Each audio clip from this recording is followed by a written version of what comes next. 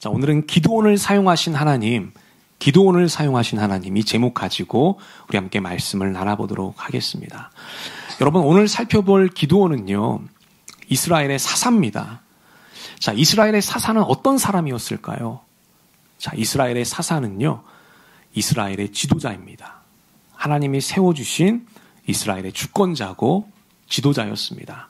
근데 일정 기간 동안 하나님께서 지도자의 역할을 맡겨주셨습니다. 여기서 중요한 것은 일정 기간이라고 하는 것입니다. 사사는요, 왕처럼 세습이 되지 않았습니다. 왕위는 무조건 세습이 되죠. 근데 이 사사의 직은요, 세습되지 않았습니다. 그 리더십이 이양되지 않았다는 것이죠. 물론 이양된 경우도 있었어요. 근데 그것은 소수에 불과했고요. 대부분의 사사는 자기 사명이 끝나면 그것으로 끝나게 됩니다.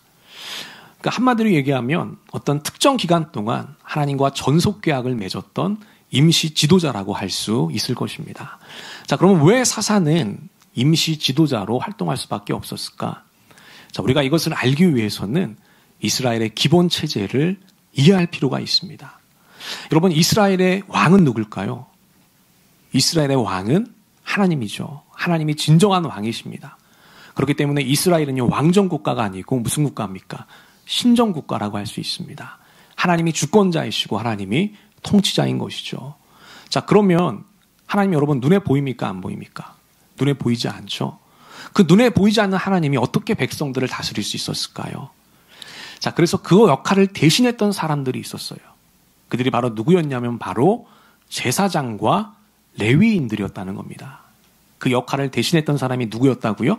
제사장들과 레위 지파 사람들이었다는 겁니다. 여러분, 여기서 제가 퀴즈 한번 내보겠습니다. 자, 이스라엘 백성들이 이제 가나안 땅을 정복하죠. 그냥 그 다음에 제비를 뽑아서 그 땅을 공정하게 이 12지파가 나누게 됩니다. 분배를 받게 됩니다. 근데 여기에서 이제 한 지파만이 열애를 당하게 되죠. 자, 땅을 받지 못했던 그 지파는 누구였을까요? 자, 바로 이 지파였습니다. 레위 지파였죠. 그럼 우리는 궁금증이 또 하나 생깁니다. 아니, 레위 지파도 분명히 사람들이 많았을 텐데 그 사람들에게 배당된 땅이 없다고 한다면 어디에 집을 지었으며 또 어디에 우리를 짓고 가축들을 키웠을까?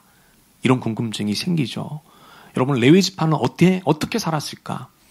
자, 레위 지파는요, 땅이 없었기 때문에요, 전국에 흩어져서 살게 됩니다. 이스라엘 전역에 뿔뿔이 흩어져서 살게 돼요. 그래서 그 전국에 48개의 성읍을 짓고 살게 됩니다. 몇 개의 성읍이라고요? 48개의 성읍을 짓고 살게 됩니다. 거기에 다 흩어져 살게 되는 것이죠. 여러분, 우리는 레위인 하면은 성막이나 성전을 먼저 떠오르죠. 그곳에서 봉사하는 제사장들과 레위인들을 생각합니다. 자, 그런데 사실 성막과 성전에서 일했던 레위인들은요, 전체 레위 인구로 보게 되면 소수였습니다. 다수의 레위인들은 어떻게 살았다는 거예요? 이스라엘 전역에 흩어져서 그 48개 성에 들어가 살았다는 것이죠. 그렇게 흩어져서 백성들에게 뭘 가르쳤을까요? 하나님의 율법을 가르쳤던 것이죠.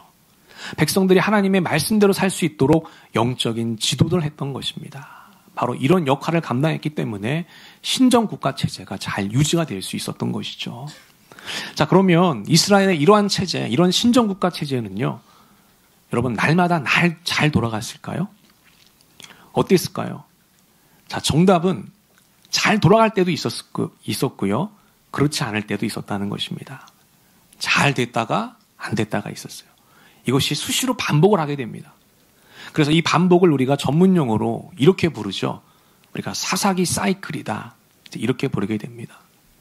여러분, 처음에 이스라엘 백성들은요, 하나님을 잘 섬겼습니다.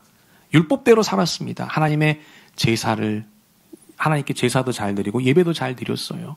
그래서 하나님이 뭘 주시게 됩니까? 평안과 번영을 주시게 되죠.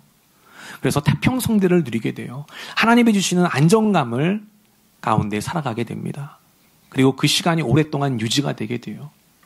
근데 여러분, 사람은 우리 안에 뭐가 있습니까? 죄성이 있잖아요. 기본적으로 죄인이란 말이죠. 시간이 오래 지날수록 하나님이 주신 그 평안과 안정감 가운데 익숙해지게 됩니다. 그러면서 하나님의 백성들이 다시 영적으로 태만해지게 되고요, 교만해지게 됐다는 것이죠. 자, 그러면서 하나님과 점점 멀어지게 되고 하나님을 떠나게 됩니다. 세상에 있는 화려한 우상들을 섬기게 되고요, 하나님의 말씀이 아니라 세상의 기준과 유행을 따라서 살아가게 됐다는 것이죠. 자, 그래서 하나님의 백성들에게 뭘 주시게 되죠? 고난을 주시게 됐다는 거예요. 고통을 주시게 됐다는 겁니다. 무엇을 기대하고 고난을 주셨을까요? 다시 회개하고 돌아오기를 기대하셨을 겁니다. 하나님이 인내하면서 기다리시게 됩니다. 근데 백성들이 돌아오질 않는 겁니다. 그래서 더 큰 고난을 주시게 되죠. 여러분, 사사기에 보면은 우리 하나님께서는 보통 이민족들을 통해서 하나님의 백성들을 치셨어요. 그래서 뭐 블레셋이니 아니면 아모리 족속이니 아멜렉이니, 오늘 본문에 보니까 미디안 족속이 나오죠. 이렇게 이민족서를 통해서 하나님의 백성들을 치게 됐다는 겁니다. 괴롭히게 돼요. 그 고통이 얼마나 셌는지 모릅니다. 그래서 하나님의 백성들이 이제 간구를 하게 되죠. 간절하게 회개함으로 나오게 됩니다. 자, 바로 그때 누가 등장하는 거예요? 하나님이 보내신 사사가 등장하게 되는 것이죠. 하나님께서 백성들의 그 회개와 간구를 들으시고 그 하나님의 백성들을 구원할 사사를 보내게 됐던 것이죠. 그래서 그 사사가 하나님의 백성들을 이끌고 구원하게 됩니다. 또 하나님의 말씀대로 진리의 길로 걸어갈 수 있도록 인도하게 됐던 것이죠. 그래서 이 사사기에 보면은요, 12명의 사사가 나옵니다. 모두 몇 명이라고요? 12명의 사사가 나와요. 자, 그 중에서 오늘 기드온에 대해서 우리가 살펴보려고 해요. 여러분, 12명 사사 가운데 가장 유명한 사사가 누구죠? 기드온과 또 누가 있습니까? 삼손이 있습니다. 실제로 이 삼손과 기드온은 사사기에서 가장 많은 분량을 차지하고 있어요. 중요한 사사라는 것이죠. 오늘 우리가 기드온을 살펴보게 될 텐데, 이 기드온의 모습을 통해서 오늘 우리가 무엇을 배울 수 있을지 몇 가지 중요한 포인트들을 여러분들과 함께 나누기를 원합니다. 함께 말씀을 나눌 때에 우리 각자에게 주시는 하늘의 음성과 감동이 있게 되시기를 우리 주님의 이름으로 간절히 기도하고 축원하겠습니다. 자, 우리 먼저 첫 번째 한번 보겠습니다. 첫 번째는 이것이죠.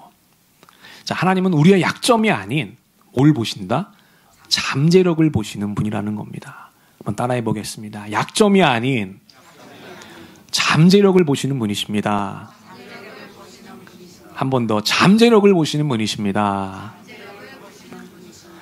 그렇습니다. 우리 하나님은 우리의 단점이나 우리의 약점이나 우리의 어떤 연약함을 보시는 것이 아니라요, 우리 안에 있는 잠재력과 가능성을 보시는 분이라는 겁니다.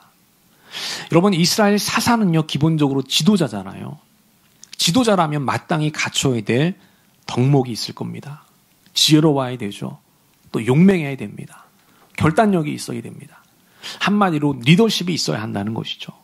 근데 오늘 본문에 나오는 기드온의 모습을 보면 그런 자질이 전혀 보이질 않아요. 기드온은 소심한 사람이었고요, 겁이 많은 사람이었고요, 매우 소극적인 사람으로 나옵니다. 사사기에 보면 그런 장면들이 자주 등장하거든요. 여러분, 가장 대표적인 장면을 우리 한번 보도록 하겠습니다. 우리 사사기 6장 11절 다 같이 한번 읽어보겠습니다. 시작. 여호와의 사자가 아비에셀 사람 요아스에게 속한 오브라에 이르러 상수리 나무 아래에 앉으니라. 마침 요아스의 아들 기드온이 미드안 사람에게 알리지 아니하려 하여 밀을 포도주 틀에서 타작하더니. 아멘.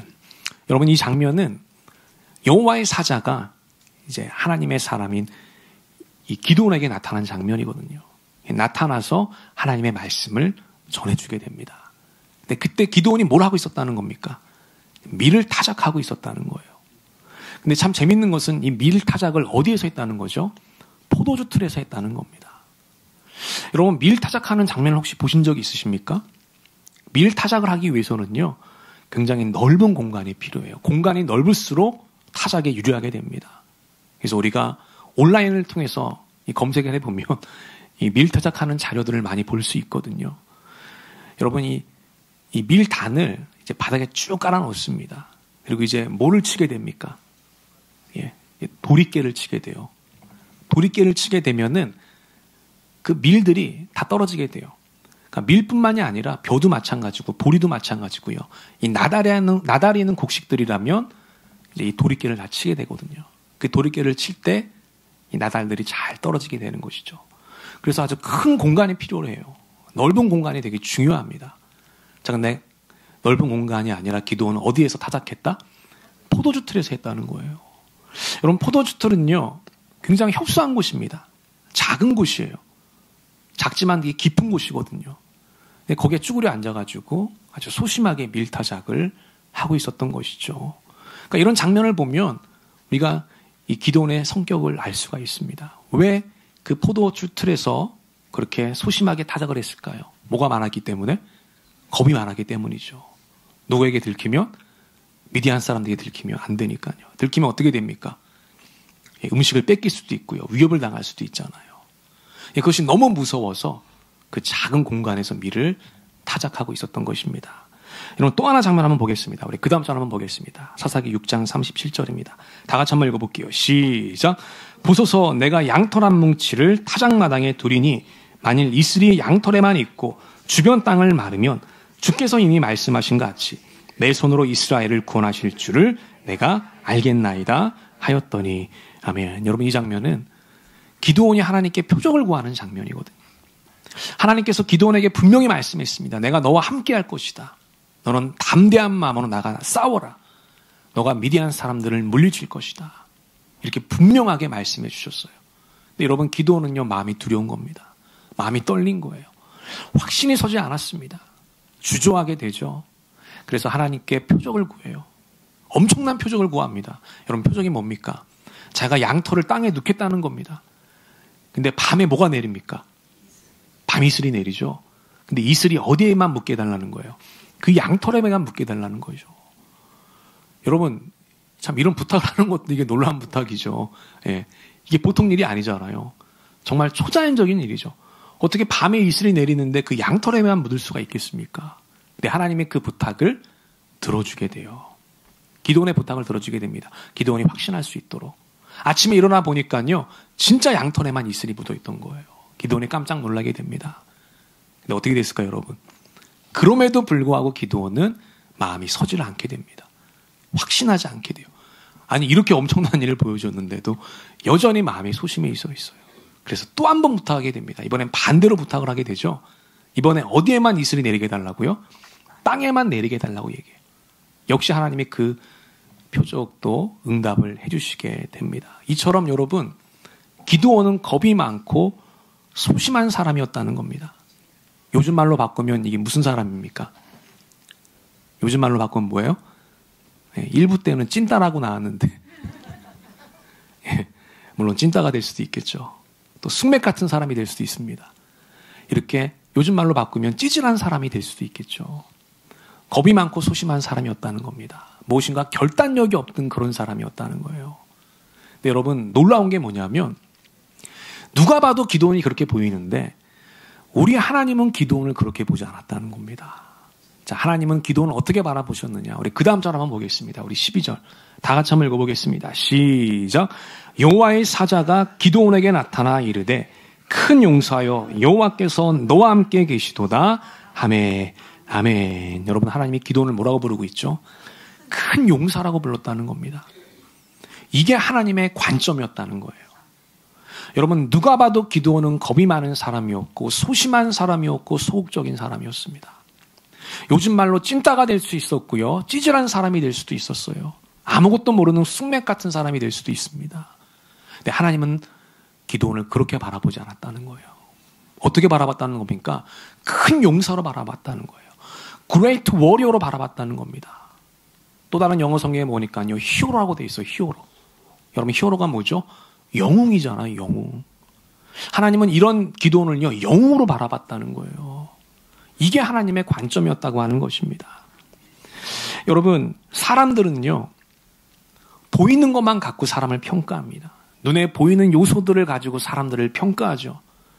그래서 이 사람은 일은 잘하는 사람이야. 혹은 저 사람은 일을 못하는 사람이야.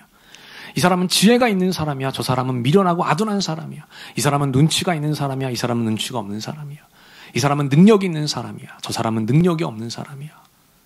이렇게 우리는 눈에 보이는 것들을 가지고 우리가 경험한 것을 토대로 그 데이터를 가지고 사람들을 평가합니다. 그리고 그 평가를 통해서 그 사람을 제한하고 재단한다는 것이죠. 근데 여러분 하나님은요. 그것만 보시지 않는다는 거예요. 하나님은. 이게 중요한 포인트입니다. 우리 하나님은 여러분 눈이 있을까요? 없을까요? 하나님도 눈이 있으시죠. 하나님도 우리가 보는 것처럼 똑같이 보세요. 그래서 우리가 봤을 때 아, 저 사람 왜 이렇게 일을 못해? 하나님도 분명히 그렇게 볼 겁니다. 아유, 저 사람은 참 일 못하는구나. 똑같이 보실 거예요. 근데 중요한 건 뭐냐면 하나님이 더 진지하게 보는 게 있다라는 거예요. 이게 더 중요한 겁니다. 하나님도 우리와 똑같이 보시지만 하나님이 더 진지하게 보는 것은 무엇이냐? 그 사람의 겉으로 나타나 있던 요소가 아니라 그 사람 안에 내재되어 있는 잠재력을 더 진지하게 보신다는 겁니다. 여러분 믿습니까? 하나님은 우리 안에 있는 가능성과 잠재력을 더 진지하게 보신다는 거예요. 이게 하나님의 관점인 것이죠. 그래서 하나님이 기드온에게 뭐라고 말씀하시냐면 이렇게 말씀하세요. 우리 그 다음 절 한번 보겠습니다. 16절. 다 같이 읽어보겠습니다. 시작. 여호와께서 그에게 이르시되 내가 반드시 너와 함께 하리니 내가 미디안 사람 치기를 한 사람 치듯 하리라 하시니라. 아멘. 여러분 여기 보니까 하나님이 기드온에 대해서 뭐라고 얘기해요? 너가 미디안 사람을 칠 것인데 그 사람을 한 사람 치듯 하게 될 것이다. 이렇게 말씀해 주셨어요. 엄청난 큰 용사로 이 기드온을 바라보셨다고 하는 것입니다. 이것이 바로 기드온을 보는 하나님의 생각이었던 것이죠. 여러분 이것은 오늘 우리도 마찬가지입니다. 하나님은 우리를 큰 용사로 보신다는 거예요. 우리 한번 따라해 보겠습니다. 나는 큰 용사입니다. 한 번 더. 나는 믿음의 영웅입니다.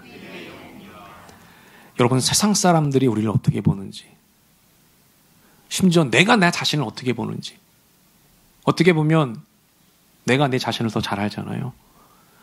여러분 그 관점이 중요하지 않다는 거예요. 세상의 관점, 나의 관점, 나의 생각이 중요한 게 아니라 지금 하나님께서 나를 어떻게 보시는지가 더 중요하다고 하는 것이죠. 그 하나님의 관점을 가지고 살아갈 때 우리의 삶은 변화될 수 있고 성장할 수 있다는 겁니다.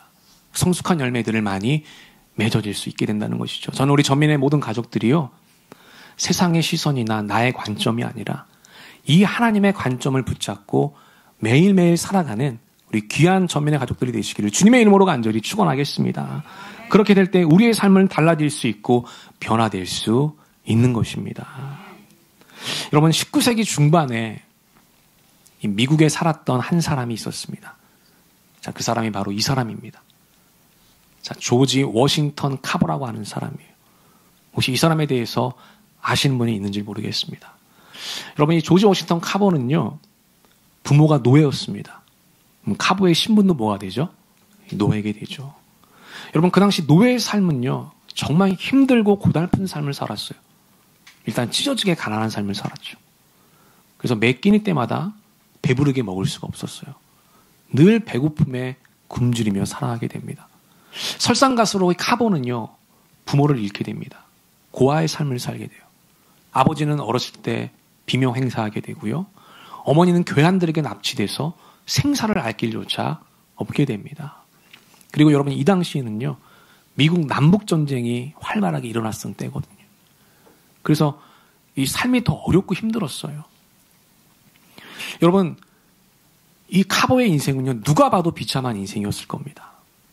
아무런 희망이 없는 인생처럼 보여졌을 거예요. 게다가 노예였기 때문에 여러분 할 수 있는 게 있어요, 없어요? 아무것도 없었죠. 때문에 카버는요, 무력한 사람처럼 보였습니다. 무능한 사람처럼 보였어요. 그것이 자기의 관점이었고 주변 사람들의 관점이었습니다. 카버의 인생을 통해서 긍정적인 기대를 전혀 할 수가 없는 그런 상황이었다는 거예요. 근데 여러분 이랬던 카버가 이렇게 바뀌어지게 됩니다. 여러분 주립대학의 첫 흑인 교수가 되고요. 또 미국 남부 경제가 무너지고 있었거든요. 근데 그 경제를 일으키는데 기여하는 농업 경제학자가 됩니다. 그리고 마지막 세 번째가 사실 가장 많이 알려져 있는 것이죠. 땅콩과 고구마를 통해서요, 200여 개가 넘는 제품들을 발명해요. 발명가의 삶을 살게 됐다는 거예요. 그 인생에 완전히 반전이 일어나게 됐던 것이죠. 여러분 어떻게 이런 일들이 벌어지게 됐을까요? 어떻게 보면 참 기적이라고 할 수 있잖아요. 어떻게 이런 기적이 일어나게 됐을까? 뭐 여러 가지 요인으로 설명 가능할 것입니다. 근데 카버의 인생을 이끌었던 가장 중요한 원동력이 있었다는 거예요. 그게 뭐냐면 바로 카버가 갖고 있었던 신앙이었습니다. 여러분 카버는 아까 부모를 잃고 고아가 됐잖아요. 누구의 손에 키워지게 되냐면 전 주인의 손에 키워지게 됩니다. 전 주인. 그 전 주인의 이름이 뭐냐면 모세였어요. 여러분 이름이 모세니까요. 신앙이 독실했을까요? 안 그랬을까요? 신앙이 매우 독실했겠죠. 그래서 어렸을 때부터 노예였지만 주인과 함께 신앙생활을 하게 돼요. 하나님의 말씀을 듣게 되고요. 기도하는 법을 배우게 됩니다. 그러면서 시간이 지나면서 하나님과 가까워지게 돼요. 그래서 이 카버는요. 매일 4시에 일어났어요. 몇 시에 일어났다고요? 매일 새벽 4시에 일어나였습니다. 그래서 하나님의 자기가 암기하고 있는 하나님의 말씀을 묵상하고 기도하게 됐거든요. 나중에 간증하기를 그 새벽 4시가 자기 인생을 이렇게 바꿔놨다고 고백하거든요. 그 신앙생활 참 열심히 했던 것이죠. 그렇게 말씀을 통해서 기도를 통해서 하나님과 가까워지게 되는데 여러분 그렇게 하나님을 알면 알수록 누구를 더 발견하게 되냐면 하나님 안에 있는 자기 자신을 발견하게 돼요. 아, 나는 하나님 안에서 유일한 존재구나. 나는 하나님 앞에서 소중한 존재구나. 나는 하나님에게 누구보다도 둘도 없는 존귀한 존재라구나. 이 사실을 알게 됩니다. 그러면서 완전히 추락해 있던 자존감이 점점 회복되게 돼요. 그리고 세상의 관점, 나의 관점, 심지어 백인들의 관점이 아니라 하나님의 관점을 회복하게 됩니다. 그리고 이 관점을 붙잡고 살게 돼요. 이제 시간이 지나서 노예제도가 폐지되게 됩니다. 카버는 여러 가지 교육을 받을 수 있는 기회를 얻게 되고요. 그 하나님의 관점을 붙잡고 열심히 정진하게 돼요. 그래서 여러분 저런 놀라운 열매와 결과들을 얻을 수가 있게 됐다고 하는 것입니다. 여러분 그렇기 때문에 정말 중요한 것은 우리가 어떤 관점을 가지고 살아가느냐가 너무나도 중요하다는 겁니다. 세상의 관점이 아니라 주변 사람들의 관점이 아니라 심지어 나의 관점이 아니라 누구의 관점을 붙잡고 살아가야 한다고요? 하나님의 관점을 붙잡고 살아가야 한다는 것입니다. 하나님의 관점을 붙잡고 살아갈 때 진짜로 그 하나님의 관점대로 우리 인생이 달라지게 된다는 것이에요.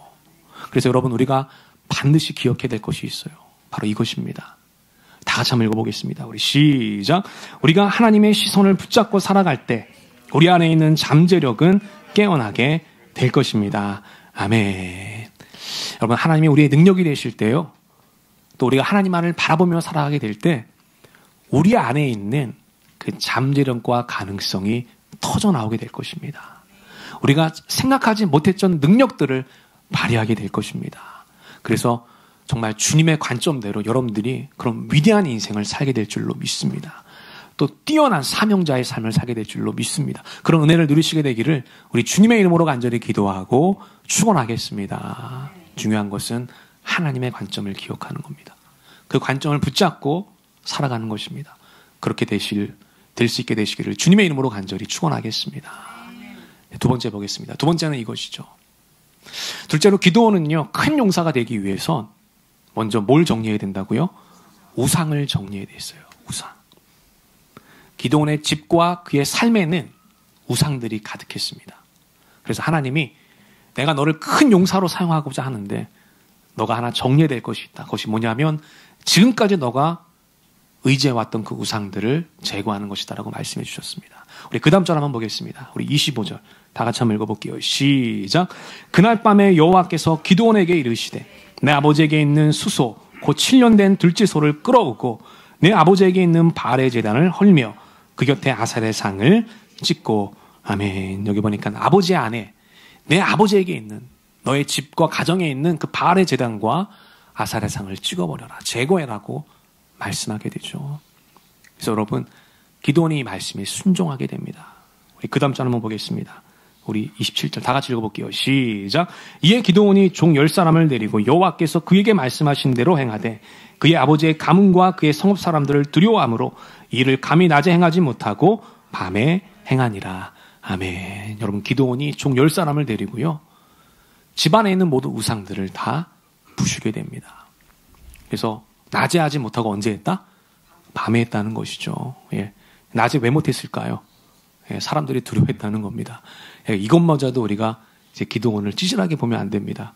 이것은 우리가 기드온의 뭐로 봐야 된다? 지혜로 봐야 한다는 것을 지혜. 예. 당연히 쪽수가 안 되죠. 이 우상을 부수기 전에 아마 죽을 수도 있었을 겁니다. 그래서 지혜를 발휘해서 밤에 그 우상들을 다 부셔버렸던 것이죠. 이렇게 믿음의 결단력 있게 나아가게 돼요. 자, 그러자 하나님께서요, 기드온에게 엄청난 능력을 부어주게 돼요.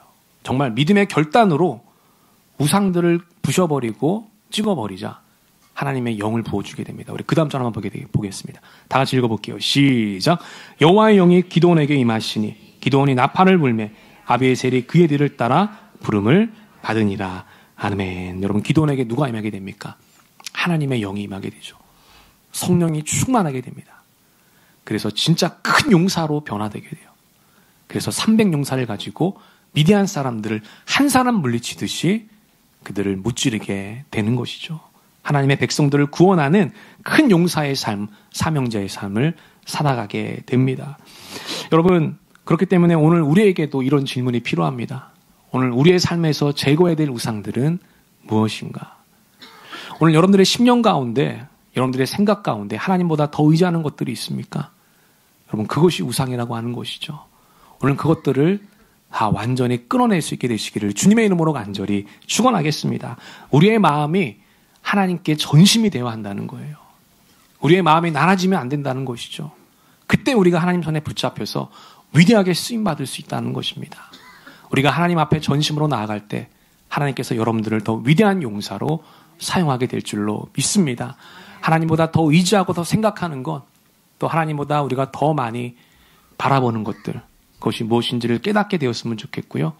오늘 기드온처럼 결단을 내리시고 담대하게 제거해 나가는 우리 모든 전민의 가족들이 되었으면 좋겠습니다. 우리가 그렇게 살아갈 때 하나님의 놀라운 역사가 일어나게 될 것입니다. 새롭게 시작하는 이번 한 주도 우리가 거룩한 믿음, 또 결단 있는 믿음을 가지고 하나님 앞에 위대하게 쓰임받는 귀한 우리 모든 전민의 가족들이 되시기를 우리 주님의 이름으로 간절히 기도하고 축원하겠습니다. 아멘. 우리 기도하겠습니다. 하나님.